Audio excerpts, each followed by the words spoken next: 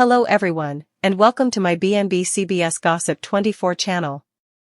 In the shattered, operatic universe of the bold and the beautiful, nothing has ever detonated with the sheer emotional violence of the revelation that rewrites Thomas Forrester's very bloodline, because the moment the DNA test results surface, cold, clinical, and merciless, they don't just expose a secret, they obliterate identities, marriages, loyalties, and decades of history in a single breathless instant, turning Taylor Hayes' carefully rebuilt world to ash as she stares at the truth that Thomas is not her biological son at all, but the flesh and blood of Brooke Logan, a secret so explosive it rips through the Forrester family like a fault line splitting the earth, leaving Ridge Forrester standing in the rubble, devastated, disoriented, and unable to process how the woman he loved, the woman he trusted, the woman he built a family with could have been living a lie so vast it swallowed generations, because Thomas, his son, his legacy, his namesake in spirit if not by blood, has been the living embodiment of a deception that reaches back to the most volatile triangle in daytime television history, and as Ridge reels, the camera of fate lingers on Taylor, whose shock is not loud but hollow, the kind of silence that screams as she realizes every memory she's ever held of pregnancy, motherhood, sacrifice, and pain has been reframed by the truth that biology does not care about intention, that love does not erase facts, and that the child she raised, defended, and believed she gave birth to was carried by another woman entirely, by Brooke, her eternal rival, the woman whose presence in Ridge's life has always felt like destiny weaponized against her. And now that rivalry is no longer about love triangles or betrayals of the heart but about maternity itself, about the primal question of who brought Thomas into the world, a question answered not by feelings or faith but by a DNA test that changes everything, because once the words probability of maternity, 99.99%, appear next to Brooke Logan's name, the past collapses into the present and the present fractures into chaos, with Brooke herself staggering under the weight of the truth as she realizes that the child she once believed lost to circumstance, buried under years of confusion, manipulation, and silence, is alive, grown, and standing in front of her, looking at her with eyes that now mirror her own, eyes that search her face for answers she doesn't yet know how to give, because Brooke is no stranger to scandal or judgment, but nothing has prepared her for the reckoning of discovering she is Thomas's true mother, that her body carried him, that her blood runs through his veins, and that her silence, whether chosen or forced, has shaped him into the man he is, a man whose own life has been defined by obsession, loyalty, rage, and longing, all now reinterpreted through the lens of a biological truth that feels both inevitable and cruel, while Ridge, caught between the two women who have defined his life, finds himself unable to stand, metaphorically or literally, because the idea that Thomas isn't Taylor's but is Brooke's collapses the fragile mental architecture he has relied on for decades to justify his choices, his marriages, his divorces, his returns, his endless oscillation between destiny and desire. And the devastation is not simply that Taylor has been wronged or that Brooke has kept a secret, but that Ridge himself is forced to confront the possibility that he has been complicit in a lie simply by believing what he wanted to believe, by trusting the version of the past that allowed him to move forward without asking questions, and now those unasked questions scream at him as Thomas's identity detonates like a bomb in the center of the family, sending shockwaves through Steffi, through the Forresters, through every relationship built on the assumption of Taylor's maternity, because if Thomas is Brooke's biological son, then every argument, every custody battle, every moral high ground claimed over the years is suddenly destabilized, rewritten, and morally ambiguous, and Thomas himself becomes the emotional epicenter of the storm, a man forced to reconcile the mother who raised him with the mother who gave birth to him, a man who must process that the love he received was real even if the biology wasn't, and that the woman he vilified, blamed, or resented for so many things is now revealed as his origin, his beginning, the first heartbeat he ever heard, and this knowledge doesn't heal him instantly but instead cracks him open, because it reframes his past behavior, his fixation on family, his desperation to secure Ridge's approval, his terror of abandonment, as the subconscious echo of a truth he never knew but always felt, the sense that something was missing, that his place in the family was both central and precarious, and as the fallout spreads, Taylor's devastation deepens into existential grief, because she must now ask herself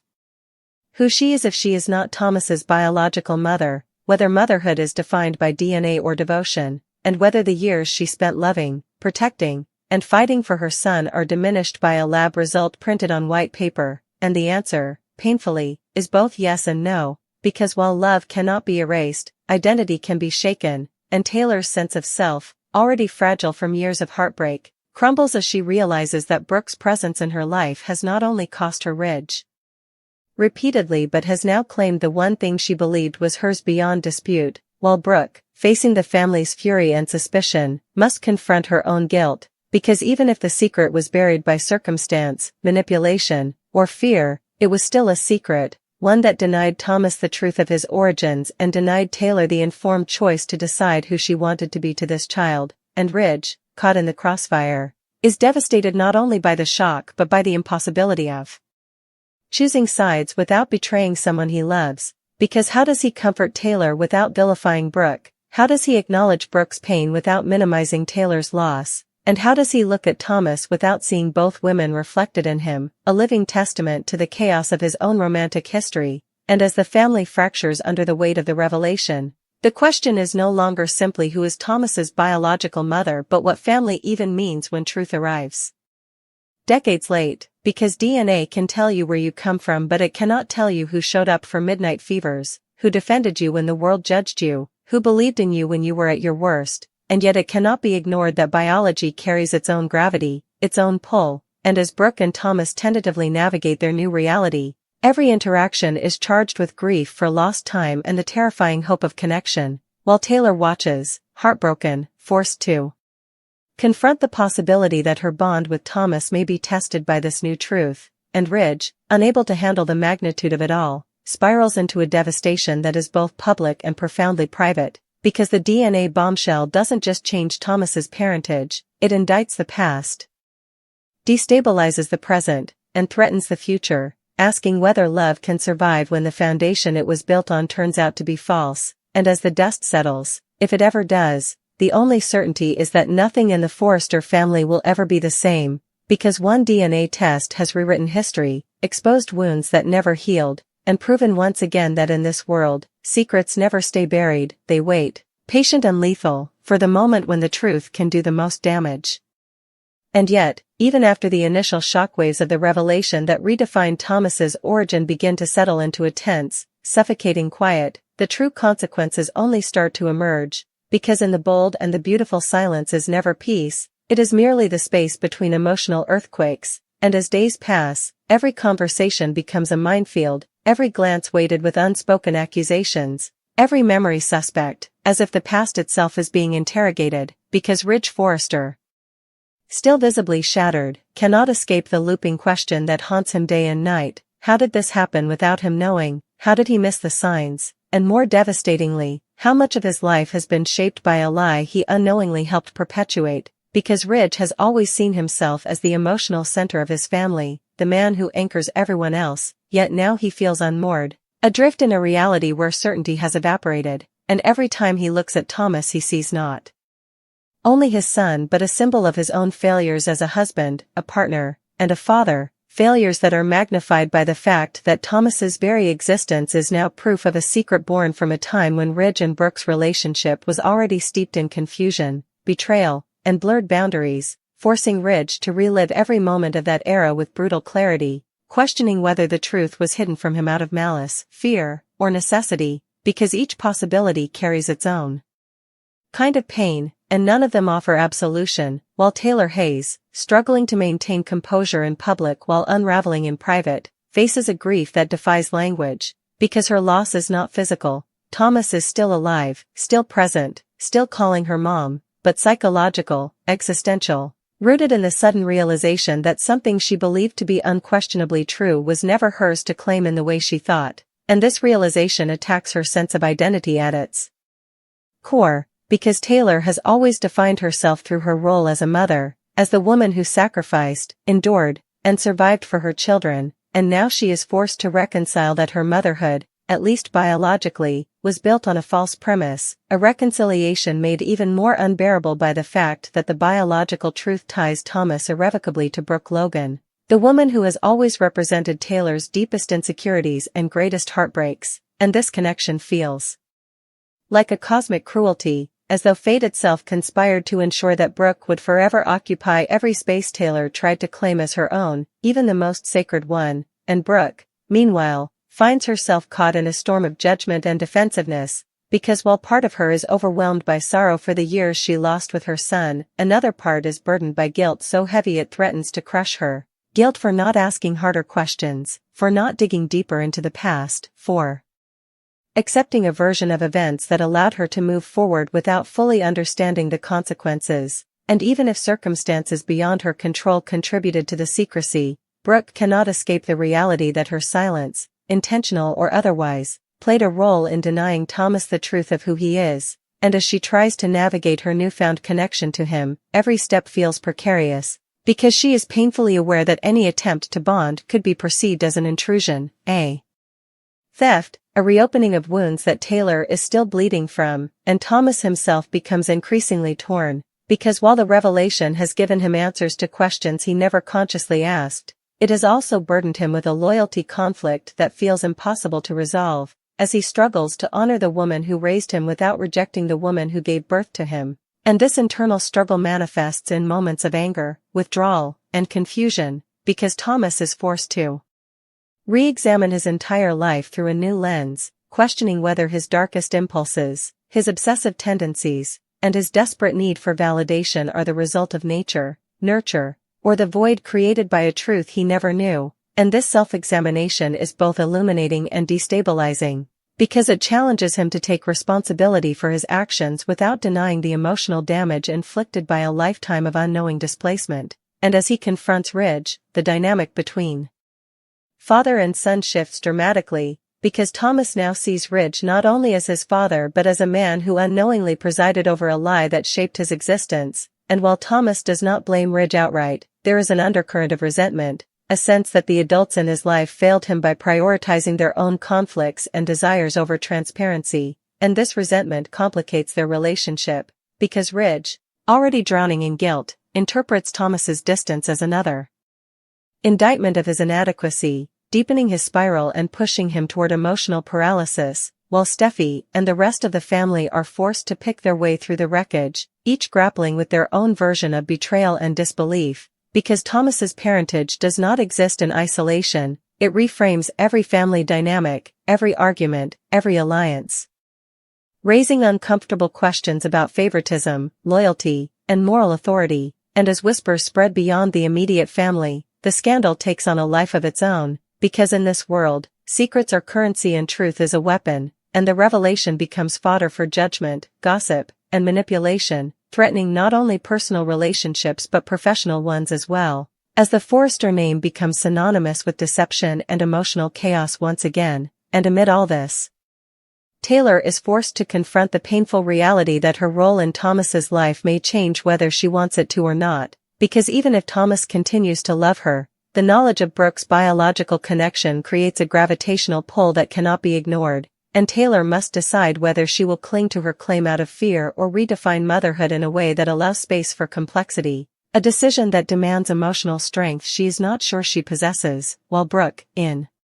moments of raw vulnerability, wonders whether she deserves any place in Thomas's life at all, questioning whether the right thing to do is step back entirely to minimize further harm, or step forward and risk being seen as the architect of even more pain, and Ridge, watching the women he loves suffer because of a truth he cannot undo, reaches a breaking point, because his devastation is no longer just about shock, it is about responsibility, about acknowledging that his lifelong pattern of avoidance, indecision, and emotional entitlement created the conditions in which secrets could thrive, and as he confronts this realization, he is forced to face the uncomfortable truth that the DNA bombshell is not just a random tragedy but the consequence of choices made over decades, choices to prioritize desire over clarity, passion over accountability, and the fallout forces him to consider whether redemption is even possible at this stage of his life, because rebuilding trust requires more than apologies, it requires sustained change, and change is something Ridge has always struggled with when it threatens his sense of control, and as the family stands at this crossroads, the future feels uncertain, fragile, and volatile, because while the truth has been revealed, healing is far from guaranteed, and the question that lingers is not simply whether they can move forward, but whether moving forward together is even possible, because the revelation of Thomas's true mother has transformed every relationship into a negotiation, every emotion into a contradiction, and every hope into a risk, proving once again that in this world, truth does not always set you free, it often leaves you standing in the ruins, forced to decide what, if anything, is worth rebuilding. As the emotional debris continues to rain down long after the DNA revelation, the world of the bold and the beautiful enters a darker, more introspective chapter, where the initial shock gives way to something far more dangerous, reckoning, because once the screaming stops and the tears dry, what remains is the unbearable task of living with the truth, and for Ridge Forrester, that truth becomes an all-consuming weight, pressing down on him with every step he takes, because everywhere he turns, he is confronted by the consequences of a life spent choosing passion over stability, impulse over reflection, and now, faced with the irreversible reality that Thomas is biologically Brooke's son, Ridge is forced to confront a version of himself he has spent decades avoiding, the man whose inability to commit cleanly, honestly, and decisively has left a trail of emotional wreckage in its wake. And this time there is no dramatic exit, no convenient reconciliation to retreat into, because the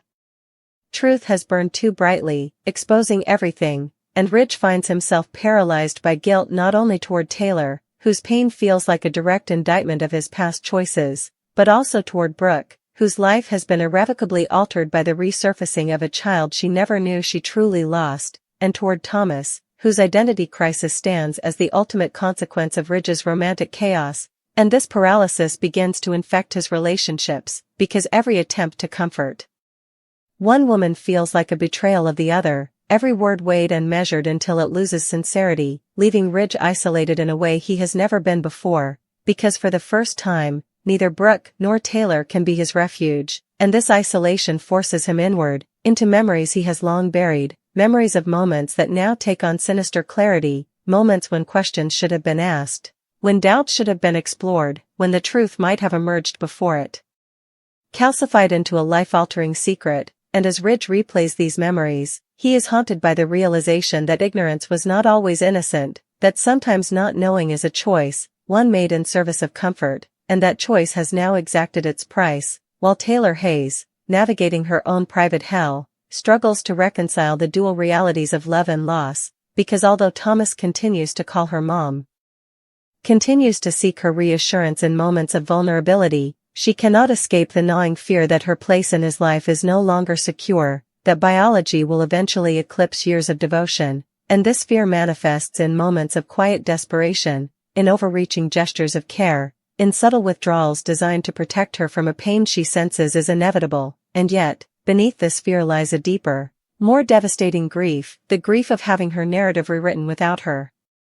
consent, of realizing that a foundational truth of her identity was never hers to own, and this grief forces Taylor to confront questions she never imagined asking. If motherhood is not defined by birth, then what defines it, and if love alone is enough, why does the absence of biological connection hurt so profoundly? And these questions leave her emotionally raw, vulnerable to resentment, especially toward Brooke, whose presence now feels like an unhealed wound constantly reopened, because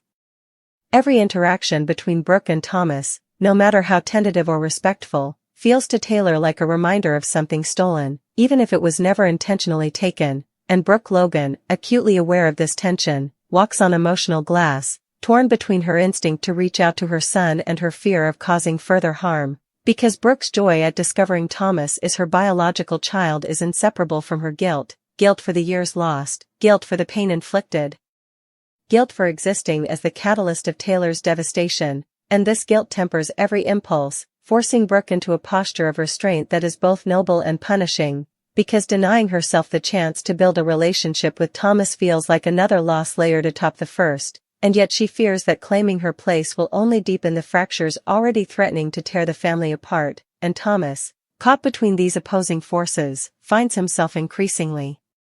overwhelmed, because the adults in his life, despite their intentions, continue to project their unresolved conflicts onto him, turning his identity into a battleground, and this realization ignites a simmering anger within him, an anger born not of cruelty but of exhaustion, because Thomas is tired of being the product of other people's secrets, tired of having his existence framed as a consequence rather than a choice, and this anger pushes him toward independence, toward a desire to step outside the suffocating orbit of his family's expectations and define himself on his own terms. But even this impulse is complicated by his longing for connection, because Thomas has always craved belonging, and now, with his origins exposed, that craving intensifies, pulling him in conflicting directions, as he seeks validation from Brooke, reassurance from Taylor, and understanding from Ridge, while simultaneously resenting all three for the chaos that has defined his life, and as tensions escalate, the family is forced into a series of confrontations that strip away politeness and pretense, because unspoken grievances can no longer coexist with the truth, and words once carefully withheld now spill out with devastating force. As Taylor voices the pain she has suppressed, Brooke admits the guilt she has carried, and Ridge confronts the patterns he has long denied, and these confrontations, though painful, begin to shift the dynamic, because they force each character to acknowledge not only what was done to them but what they themselves have done, and in this acknowledgement lies the faint possibility of growth, though it is fragile and uncertain, because accountability does not guarantee forgiveness, and forgiveness does not restore what was lost, and as the family grapples with these realities, the question of the future looms large, because while the truth has been revealed, it has not provided a roadmap forward, only a reckoning with the past, and each character must now decide how to move through the aftermath, whether to cling to old roles and resentments or to redefine themselves in a landscape forever altered by a single DNA test, and this decision is not made in grand gestures but in small, painful choices, in moments of restraint instead of accusation, in acts of honesty instead of avoidance, and the path forward remains uncertain, shadowed by the possibility that some wounds may never fully heal, but as the dust continues to settle, one thing becomes clear. The revelation of Thomas's true parentage has not simply changed relationships, it has exposed the emotional architecture beneath them, revealing cracks, weaknesses, and unexpected strengths, and whether the family can rebuild depends not on the truth itself but on what they choose to do with it, because in a world where love and betrayal are perpetually intertwined, the greatest challenge is not surviving the revelation, but learning how to live honestly in its aftermath.